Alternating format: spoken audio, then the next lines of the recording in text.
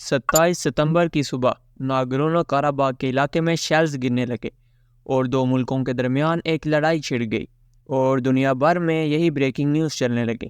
بہت سے ذہنوں میں یہ سوال آیا کہ ناگورنو قراباغ کس جگہ کا نام ہے اور یہاں کے تنازع کی وجہ کیا ہے۔ السلام علیکم دوستوں، welcome to our channel the story scope. طویل پہاڑی سلسلوں اور جنگلوں میں گرے ناگورنو قراباغ دو پرانی سوویت ریاستوں آذربائیجان اور ارمینیا کے درمیان ایسا ایک تنازع ہے جیسے کشمیر انڈیا اور پاکستان کے درمیان تنازع ہے۔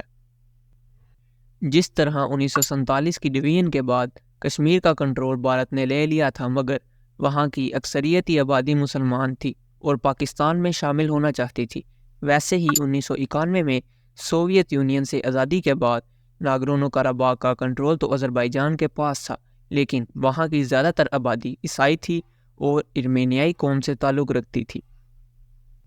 سوویت یونین کے کمزور ہونے کے ساتھ ہی 1988 میں ناگورنو قراباغ کی مقامی اسمبلی نے آذربائیجان کے بجائے آرمینیا میں شامل ہونے کا ووٹ دیا، لیکن رشیا نے آرمینیا کے حق میں ہونے والی اس ووٹنگ کو مسترد کر دیا۔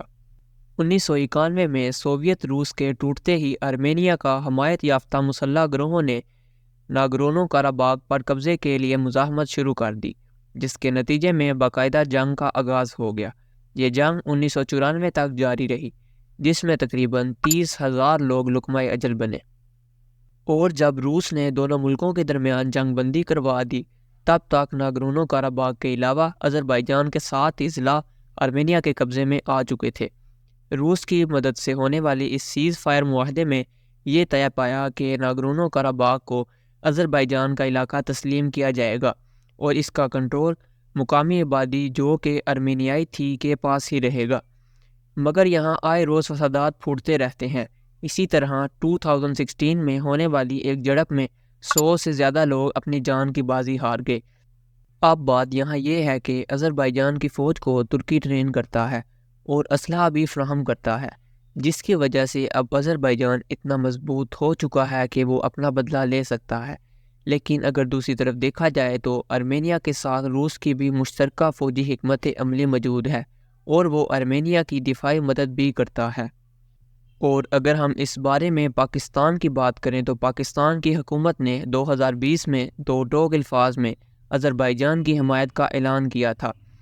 1991 میں پاکستان ترکی کے بعد دوسرا ملک تھا جس نے آذربائیجان کو تسلیم کیا، اور پاکستان ناگورنو قراباغ کے مسئلے پر آرمینیا کی کھل کر مذمت کرتا ہے، اور پاکستان دنیا کا واحد ملک ہے جس نے ابھی تک آرمینیا کو تسلیم نہیں کیا اور کوئی ڈپلومیٹک ریلیشن بھی نہیں ہے۔ اسی طرح آذربائیجان نے کشمیر کے مسئلے پر ہمیشہ پاکستان کی ہی حمایت کی ہے۔ اب اگر ہم دفاعی بجٹ کی بات کریں تو آذربائیجان سالانہ $2.73 بلین فوج پر لگاتا ہے، جبکہ ارمینیا صرف $0.5 بلین خرچ کرتا ہے۔ آذربائیجان کی فوج 67,000 اور جبکہ ارمینیا کی فوج 45,000 ہے۔ دوستوں، پاکستان اور انڈیا کے درمیان تنازع کشمیر پر آپ کو جلد ہمارے چینل پر ایک کیس اسٹڈی ویڈیو ملے گی، تو اسی لیے ہمارے چینل کو جلد از جلد سبسکرائب کر لیں۔ اب اگر دیکھا جائے تو ماضی کی ہار کے باوجود آذربائیجان نے اس خون ریز جنگ میں ارمینیا کو شکست دی اور ناگورنو قراباغ کو 1 دسمبر 2020 کو فتح کر لیا۔ اب قبضہ برقرار رکھنے کے لیے آذربائیجان رشیا اور خطے کے دوسرے ممالک کے ساتھ ٹریڈ کے ذریعے تعلقات مضبوط کر رہا ہے۔